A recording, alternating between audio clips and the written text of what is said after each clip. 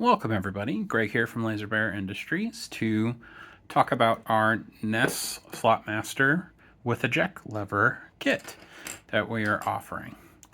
So if you ordered one of our fully assembled kits, you don't need to worry about any of this. This is actually putting the kit together and getting it into a functional state if you did the DIY versions.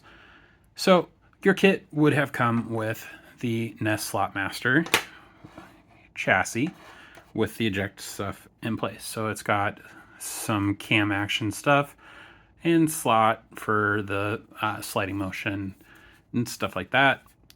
It will have a cartridge ejector. This is what actually pushes the cartridge out. Some cams. These are just slot level cams and a pusher arm. And that is all the printed parts that come with the kit. You'll also get a little tube of super lube if you bought the DIY kit. If you bought the hardware only kit, we weren't including the super lube with the kits. You also get 2 of the M3x16 screws, which are specific to our kit, 2 M3x8 screws, 4 M3 nylock nuts, 2 M3 self-threading screws, and an M2 self-threading screw. Those are also not part of the hardware only kit. And not strictly necessary, but we put them there for a little bit of extra peace of mind in the kit. Then outside of the hardware pieces, you also get the circuit board. This is the 1.8, which has the fixes for all the issues that came up when the kit first launched. So we aren't sending any out with the 1.7. We trashed all the boards that we got that were 1.7 when we first started this pre-order window. You'll get 2 of the 72-pin connectors, 2 of the 64-pin connectors, and I didn't grab one, but a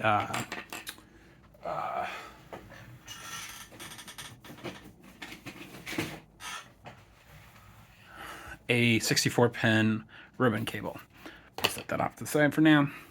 So for soldering, for some reason, the back silk screen didn't make it onto these boards. I don't know if that was a mistake on my part or what happened there.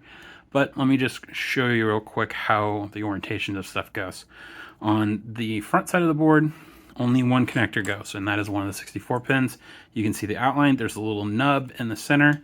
That nub is for this cutout. So you want this one to be soldered by itself on this side, just like that. And on the back side, the other 3 connectors will go. So your 72 pin will go by itself there. So the other board has that one on the front side, so that doesn't get populated on the back side, which means the bottom one here is the one that gets populated with the 64 pin. And on that, the little cutout faces the 72 pin connector that it is sharing the board with. So that just goes in like so, and the 72 pin goes like that. Just make sure that you get your little pin cut out in the right position. That's the most important thing. And the same thing on the outside. The little cutout faces the 72 pin that shares the board with, because these boards actually get broken down the middle along this break edge here. So that makes up the circuit board. You'll need to get all of those pins soldered. There is a expansion header in the event that you need other connectivity pins that aren't provided on the 64 pin. I believe that is something that is on the GitHub, and I'll explain what it's for. We're not including a header for that because it's probably not necessary for 99.9% of people out there. I'm sure somebody has a specific use case that might need some of these other pins that we're missing on the 64 pin connector. So through the magic of already having soldered one, I have one ready to go. I'm just going to set it off to the side for now, because that goes on towards the end of the assembly process. So the first thing that we're going to want to do is place our M3 nuts into the housing. The easiest way to do this, take your longer screw, pop it through. You want the crown of it to face out. So as you can see there, there's a little bit of a crown to it. And you're just going to lightly thread it on to that screw. I know this is kind of tough to videotape, but, and then kind of use the screw to pull it all the way into the connector. You're not going to tighten it down or anything. You just want it to help keep your M3 nut from kind of getting lost. You can sometimes, if you get lucky on the angling, just get it to pop in place, but I'm not always that lucky, so I just tend to do it this way with the screw to help me pull it in. So now once they're in place, our next step is to prep our parts that need a little bit of lubricant. So in your kit, you'll get this little tube of super lube. You squeeze it off. It's got a nice little, or you peel it off. It's got a nice little applicator tip to it when you go to use it. It doesn't take a ton of lube. I have here in hand just the same exact lube in a full tube, and I've got an applicator tip on it. And what we're going to do is we're going to prep the pusher arm first, and all we want is, and this always ends up getting more out than I need, but I just want a little bit of lube on the top and bottom of this section here, and then the same on this side. Doesn't need a lot. And just put a little dab on the faces of these. Like I said, this thing always puts out more than I need, but when we're doing a lot of them at once, it makes sense to use it. And then you just want a little bit in here. Same over here, because these are all interfaces that will bind if they don't have something to help keep them from binding. And then we're going to put it around the pegs. And yeah, again, just a little bit. Don't need a ton. This is really just to keep our parts from binding. So when we got that done, we're going to do the same thing to the pegs on the cam arms. So they also just get a little bit. And on the cam arms, you don't even need to go all the way around. It really only needs to be right on this face. And I'll show you why that is when we get it actually assembled. But that is really all you need for these parts. And then I just like to put a dab on either side of the slot here. And that's just to help with the pusher arm and in its movement. So now that we've got those done, we're going to align this so that the pegs have a farther distance to the front. So you can see how they're not centered on this bar. And the reason for that is just to help with the cam action and then to keep the pusher arm from falling out when everything is in place. Then what you're going to do, while it's faced away like that, both of these cam arms fit on like so, and they should create kind of a flat part towards the front of the console. Now what you want to do is just work that a little bit of lube that you put on them into the grooves of the cam arms, and all you just have to do to make that happen is twist them back and forth a little bit on the part. And just like that, you have these guys ready to go.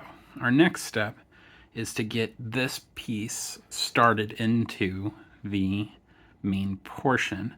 What we do for that is we're just going to put it at an angle so that it goes into these slots. So if you look on here, there are slots on either side. Those help keep everything in alignment while it's traveling. And we just want the arms that stick out of either side to kind of set into place there. And what we're going to do is slightly bend this guy out, and just so that we have it putting tension on everything. And we want to make sure that this is pushed as far forward as it will go in a slot. There'll be a little bit of gap there where it can't go further on this portion of it. And if it's a little bit kind of not in the same position of on this side, that doesn't matter as much. So our next step is we want to flip everything over so we can see the bottom side. So the side that is started and is already in place, we want to pull the pusher arm out until the peg lines up with the slot. And when you do that, you can even kind of angle this guy a little bit. It will stay in place on its arm, even if it is just a little angled. But you want it to be set in that spot, because if you don't have it there and you try to push everything together, there's a good chance that something is going to break. And we don't want that, but it's in our little slots. We're good there. Our next step is we're going to take our pusher arm. So you can see how it's got a little cutout. That cutout actually faces down, so we want it to set like this.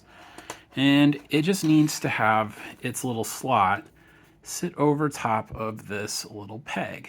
So we're going to push it through, set it down, just like that. And now we're going to take the next step and we're going to bend just a little bit further out until it kind of won't let us push down anymore. Because more than likely what's happening is it's getting close to or is hitting the peg here. Like, I'm close, but I'm definitely not hitting. So just like before, we want to make sure that that arm lines up with the slot. Now, sometimes that can be a little bit trickier than you'd like it to be, but we're just going to push it back a little bit till we get it to line up with that slot. So now you can kind of see it's lined up. And then we're going to push all the way down until everything snaps into place. And just like that, everything is lined up. It snaps into place. And what we're going to do is cycle this a little bit just to make sure that everything is getting lubed up, because it's going to spread that lube now that everything's tight and in place. Just like so. Doesn't need to be a lot, just a few times to move everything in and out of the way. So after that's done, we're going to flip everything over, and these self threading screws, we're going to put the two silver ones, the bigger ones, into the hole in the pegs. This isn't meant to keep them in place. These don't actually make any contact with anything. They are only there to provide extra support for the print as it's getting used. So this will help with longevity of the print, just because the layer lines are on this same plane, so it's likely that those pegs would eventually either break off or wear off. And the same thing goes, there's this little bitty hole right here, and that's just for keeping the retention portion of the slider arm in place, because it's just a little peg that is also on the same plane as the print layers are. So it will, unfortunately, eventually break off, and this arm might get lost in the console or just lost in general. But that's just kind of that process. Now that we're this far along, you can go ahead and take these two screws out and just set them aside for a little bit. Our next step is we've got to break the two halves apart. So to do that, I typically just bend them like that. Just be careful. You might cut yourself if you go too hard. You just want enough pressure to break the fiberglass on this circuit board. So now that they're separated, the top half says top side, bottom side says bottom side, and all we're going to do first is run these screws and nuts into the bottom side. This just gets it ready. Sometimes these screws aren't as perfect as we'd like them to be. And then just tighten them down. They don't need to be super tight. They're just kind of extra security on it. There's not a whole lot to it. I'm just using a pair of pliers to hold the nuts in place while I tighten them down. You can use pliers, you can use the correct nut driver, socket wrenches, whatever you've got. You don't need a lot of force on these things, so it doesn't matter too much. And like I said, you're not going to tighten them super tight. You just want them to kind of keep everything together as one.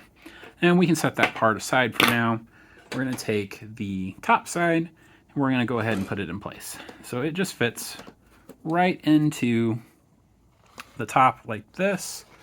You want the text to be the right direction when everything's kind of set in place and whatnot. And just take your